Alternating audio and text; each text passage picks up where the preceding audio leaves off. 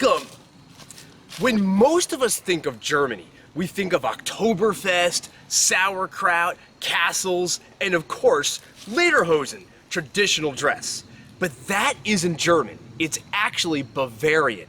Bavaria is one of 16 states that make up Germany, and let me tell you, it is the coolest state in all of Germany. Just take a look at its flag. Today, I am going to take you on a tour of Bavaria so you can see what it has to offer. We're going to look at its history, its culture, and its landscapes. So follow me, it'll be a great time.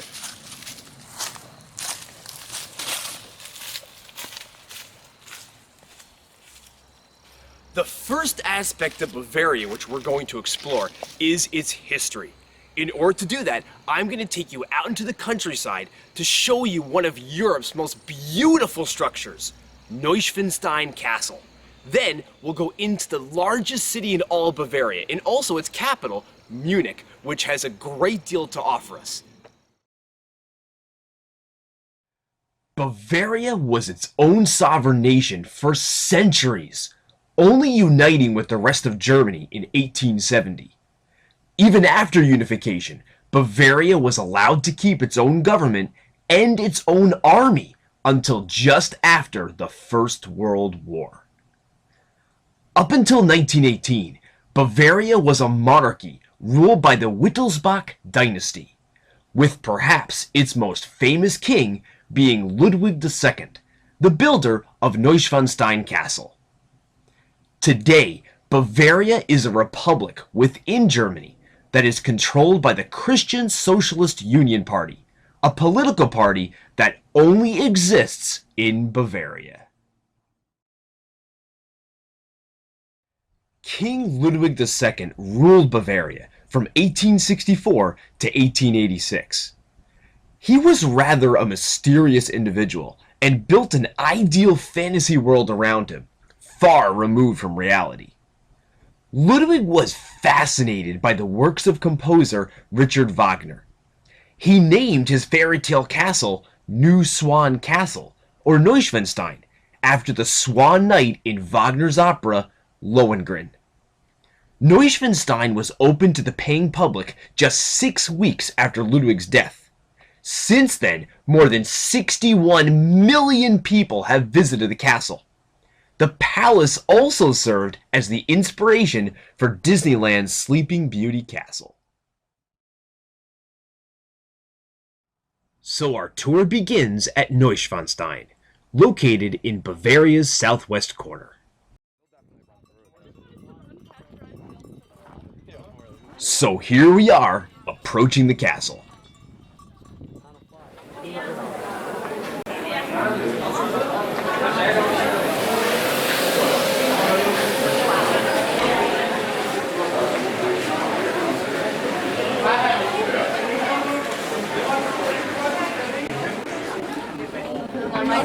We're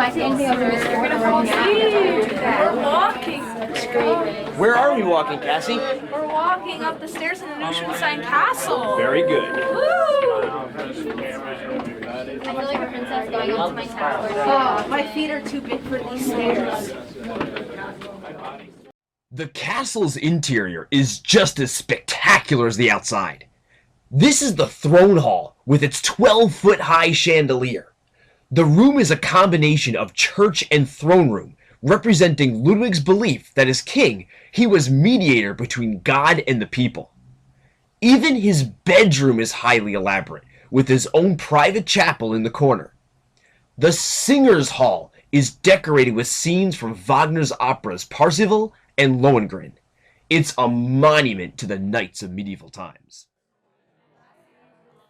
The grounds around the castle are the other half of the experience, highlighted by the Marienbrücke, a steel bridge over a gorge.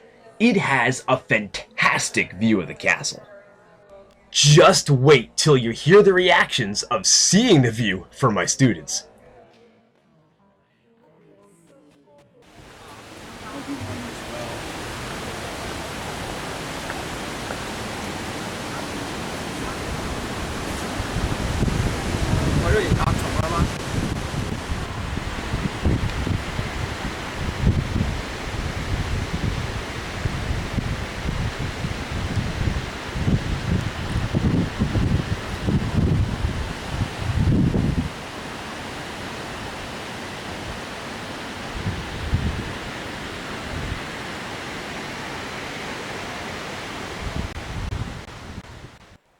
There are also trails which take you on some of the most gorgeous views you can imagine.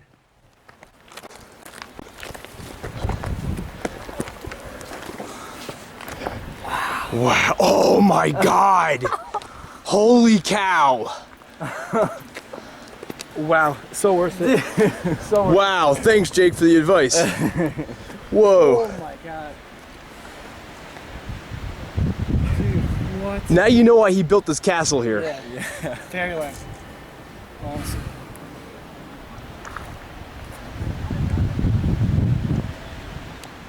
So guys, am I right in saying that Bavaria is the coolest state in Germany? Yeah, by far. Yeah. Just look at this view.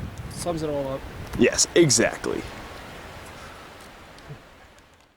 Our next stop is to the capital of Munich. Here, we find the residence, which was the traditional home of the Bavarian monarchs. Today, it's a museum, where on display is something very special regarding Bavaria's history as a kingdom. Now, up until 1918, Bavaria was not only its own country, but it also had a king. And these are the crown jewels of the kingdom, along with symbols of the king's power. The last king was King Ludwig III, and he ruled until 1918 when Germany lost World War I, and he had to give up his throne.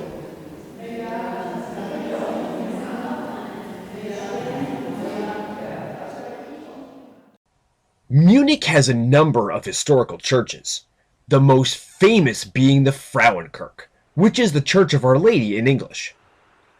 The interior possesses numerous sites of interest. One of them is here in the main entrance, which has been dubbed the Devil's Footprint. According to the legend, the devil made a deal with the builder of the church that he would finance the construction on the condition that it contained no windows. The clever builder, however, tricked the devil by positioning columns so that the windows were not visible from the spot where the devil stood in the entrance. When the devil discovered that he had been tricked, he couldn't enter the already consecrated church. The devil could only stand in the entrance and stomp his foot furiously, which left the footprint that remains visible in the church to this very day. Just a few blocks away is St. Peter's Church, where you can walk to the top of the steeple and get a great view of the city. Okay, here we are at the top of the tower, and let's see the views of Munich here. So right in front of us is the Frauenkirche, and the gray building straight ahead, that's Munich City Hall. It's really elaborate. Over there where the trees are, all that green, that's the English Gardens. It's like Munich Central Park. Now, as you can see, the city is full of very official buildings, some churches. That one there is under renovation. Over there, that gray building, that is BMW headquarters. And that big tower on the hill, that is where the Olympics were held back in 1972. Yes, the Olympics were held here as well. And just down the road from St. Peter's is St. Michael's Church. The inside of this 16th century structure is elaborately decorated. But the highlight is downstairs in the crypt. Here, the graves of many of the Wittelsbach family can be found, including the grave of Ludwig II.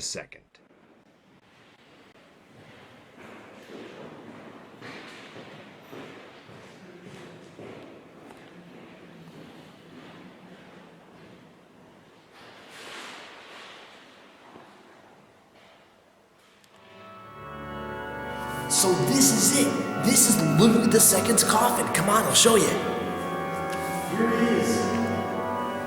There's his name, Ludwig II, King of Bavaria. There's the crown on the coffin to symbolize that he was one of the rulers of the country. And right behind there on the wall is his picture and the seal of the Wittelsbach dynasty of Bavaria. So we got to see Neuschwanstein, and we got to see Ludwig II's final resting place.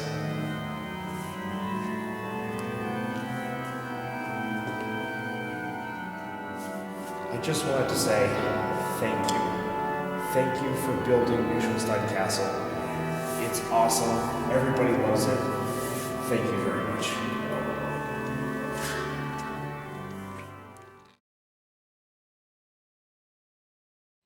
The second aspect of Bavaria we're going to explore is its culture, highlighted by its food, its architecture, its own language, which is different from German, and of course, most famously, its beer, highlighted by that annual festival, Oktoberfest. So when Bavarians sit down for a traditional dinner, what types of food is served? To answer this question, we're going to travel from Munich to a city in the north called Nuremberg. Here, we're going to find one of the quintessential Bavarian foods, the Wurst, better known as the sausage. The city takes pride in its Nuremberg bratwurst, which is so synonymous with Nuremberg that it's actually protected under European Union law. Since 2003, these small sausages can only be made within the city limits of Nuremberg. The food got its start at a small chapel near the city center called the Moritz Chapel. Nuremberg was famous for its little sausages, and they were sold right here at this site. You're going to notice there's an outline. This used to be the Moritz Chapel, where the bratwurst sausages were sold. The only thing that's left today is a memorial plaque because the building was destroyed during Allied bombings in World War II. It says right here, here lies the Moritz Chapel where they sold the bratwurstglucken. It was built in 1313 and it was destroyed during the war in 1944. And then at the bottom it says, we leave it up to future generations to rebuild the structure.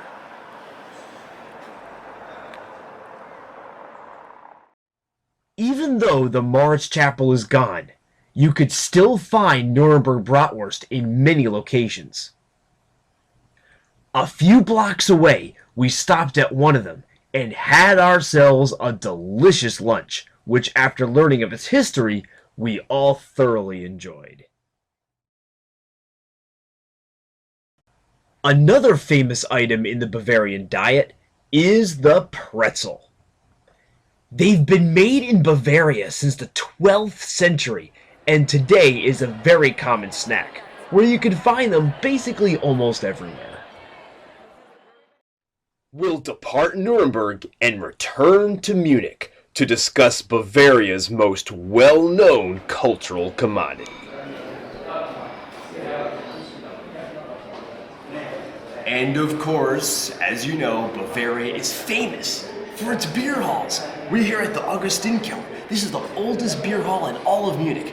Beer halls, they've played a huge history in Munich, not to mention about Oktoberfest, but during the 30 Years' War, way back in the 1600s, beer halls actually saved the city because the enemies decided, we'll let Munich live as long as you give us all the beer. So it actually saved the city of Munich, and of course, beer is a big tradition here in Bavaria. Many famous breweries can be found here, and their advertisements reflect their Bavarian roots. Here in Bavaria, the breweries have their own beer halls and beer gardens, like Augustinerbrau, Löwenbrau, and the Hofbrau, the brewery founded by the Wittelsbachs and is still owned by the Bavarian state today. The highlight of Bavaria's connection with beer is something that defines Bavarian culture.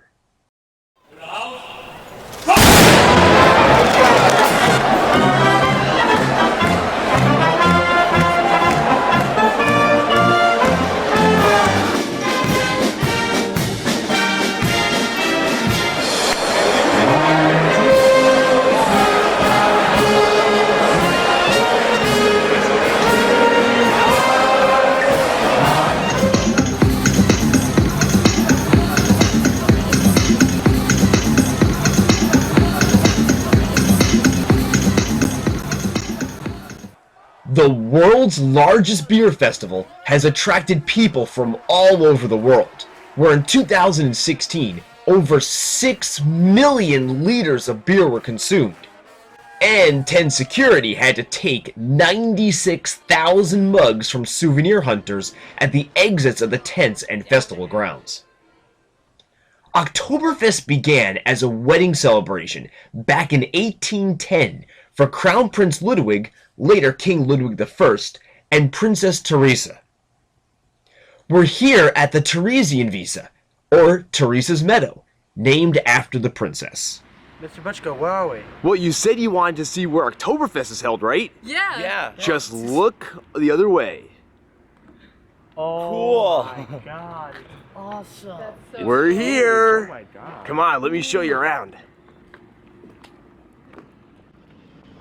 Wow, this is awesome. The field is so huge. I know. So Oktoberfest started way back in the early 1800s as a wedding feast, and it just grew into a huge cultural tradition. As you can see, that is the middle of the fields with the ornamental building and the big statue of Bavaria herself. And as you can see, it's one of the largest open fields in a major city in the world. Approximately 6 million people came here last year.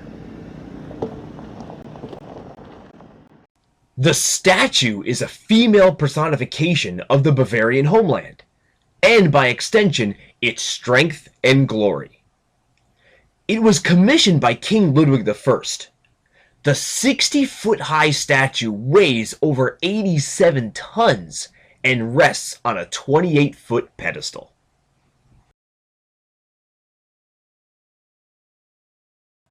Bavaria even has its own language which deviates from standard German. For instance, let's take a few common words. Munich in German is München, while in Bavarian it's Minga. King in German is König. In Bavarian it's Kini. Men and women in German is Männer und Frauen, while in Bavarian it's Bram und Maden. Don't worry if you find yourself in Bavaria one day, as everyone in school is taught standard German as well as many years of English.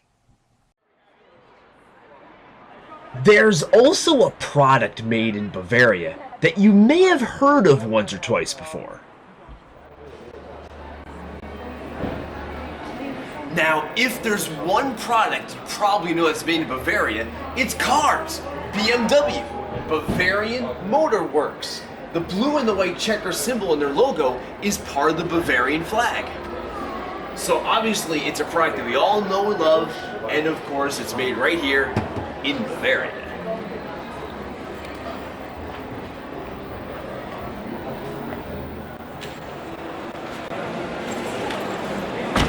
So how does it feel? It What's feels up? really good. How much is this car? Do you have any idea? Not sure. Not But sure. It's in kilometers an hour. Oh, it's in kilometers an hour? Yeah. Holy shoot, you're right. Oh, cool. Smells like It new goes to car. 260. I know. Cool. I think it's locked. It's locked? Come back at me later. I have to make a small purchase. I have my dad's credit card. What are you intending to buy? The white shiny one. The white shiny one? Let's go see it real quick. Let's go test drive it. Everybody, come on.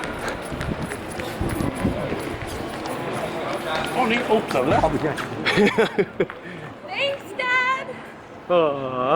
How much is it, Gabby? Really not that bad. Not that bad? How much is it? They start at 39,500. But I'm a really good negotiator. but that's also in euros, Gabby. You know that, right? Oh, it's not that 39,000 euros. Oh, it's fine. It's fine, I huh? have a credit card. You swipe once, doesn't matter what number's on there. Oh boy. Your father's not gonna like this, let me tell you. I already broke one. I don't think you would mind. Oh no. The last aspect of Bavaria we are going to explore is its landscapes. Bavaria has almost limitless beautiful views and is the highlight of anyone's trip to the territory. To get a good look at the views, we're going to take a drive from Munich to Berchtesgaden. The scenes of the land below the mountains is gorgeous, but to really see breathtaking views of Bavaria, we have to get to the high ground. One other huge part of Bavaria is the Alps. Just look at this view.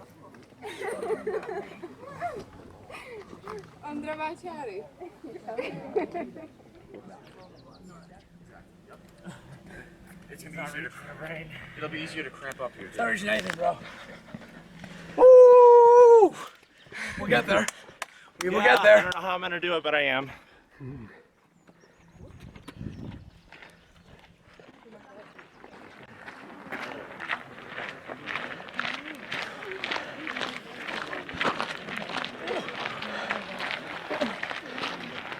Unbelievable.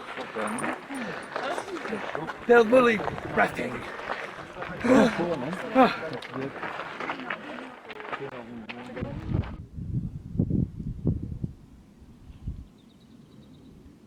Good pictures up there, Mr. Butchko? I want to go see this view real quick. Excellent pictures.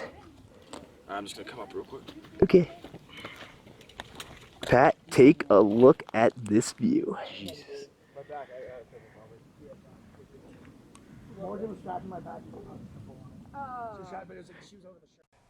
When it comes to picture taking, it's tough to surpass these views. Yeah, I'm not. throw 'em, I don't throw 'em, feel comfortable throwing shades She off a mountain. They're unbreakable. Well, how much sweat do I have right here? A lot. It's okay. They're unbreakable. Do they also are they boomerang too? They have GPS track. Ready?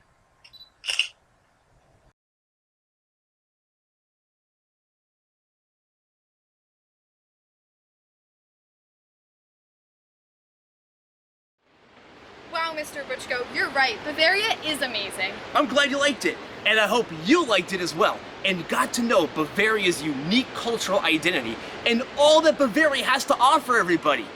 I hope you had a great time, I hope you learned a lot, and of course, I'll see you on our next in-class field trip. Take care.